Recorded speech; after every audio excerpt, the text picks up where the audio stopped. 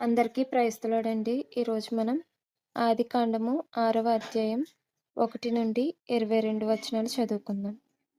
నరులు భూమి మీద విస్తరింపనారంభించిన తరువాత కుమార్తెలు వారికి పుట్టినప్పుడు దేవుని కుమారులు నరుల కుమార్తెలు చక్కని వారని చూచి వారందరిలో తమకు మనసు వచ్చిన స్త్రీలను వివాహము చేసుకొనిరి.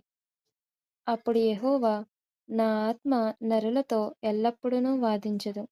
వారు తమ అక్రమ విషయములో నరమాతృలై ఉన్నారు.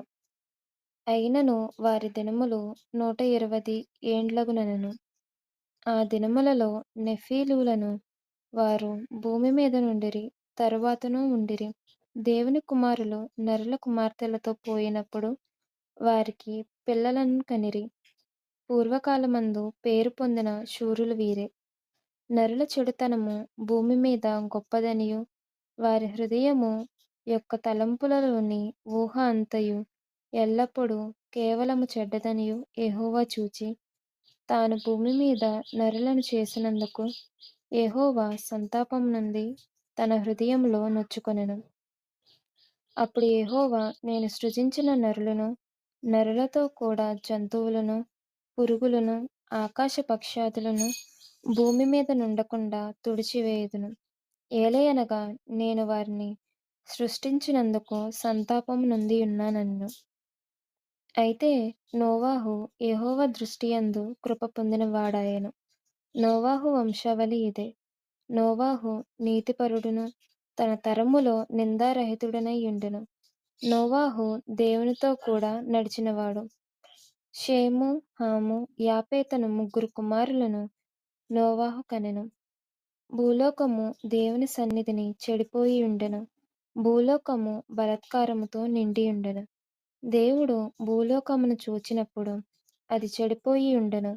భూమి మీద సమస్త శరీరులు తమ మార్గమును చెరిపివేసుకొనియుండిరి. దేవుడు నోవాహుతో, సమస్త శరీరుల మూలముగా భూమి బలాత్కారముతో నిండియున్నది గనుక నా సన్నిధిని వారి అంతము వచ్చియున్నది. ఇదిగో వారిని భూమితో కూడా నాశనము చేయుదును. చితిసారకపు మ్రానుతో నీ కొరకు ఓడను చేసుకొనుము. అరలు పెట్టి ఆ ఓడను చేసి లోపటను వెలుపటను దానికి కీలు పూయవలెను. నీవు దాన్ని చేయవలసిన విధమిది.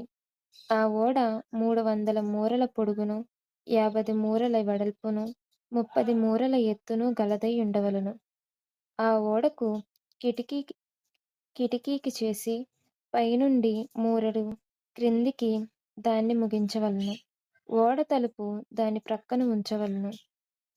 క్రింది అంతస్తు, రెండవ అంతస్తు, మూడవ అంతస్తు గలదిగా దాన్ని చేయవలెను. ఇదిగో నేనే జీవవాయువు గల సమస్త శరీరులను ఆకాశము క్రింద నుండకుండా నాశనం చేయుటకు భూమి మీదికి ప్రవాహ జలము రప్పించుచున్నాను. లోకమందున్న సమస్తమును చనిపోవును.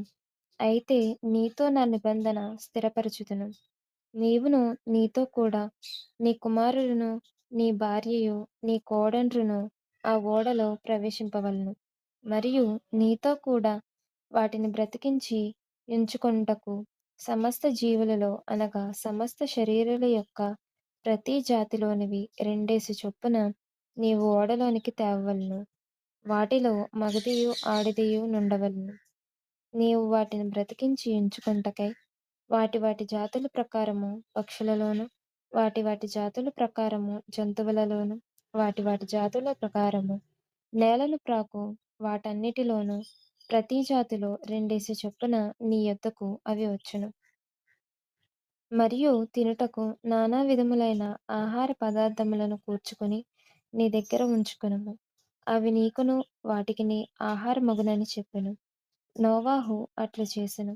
దేవుడు అతనికి ఆజ్ఞాపించిన ప్రకారము యావత్తు చేసెను. దేవుడి వాక్యమును దీవించును గాక.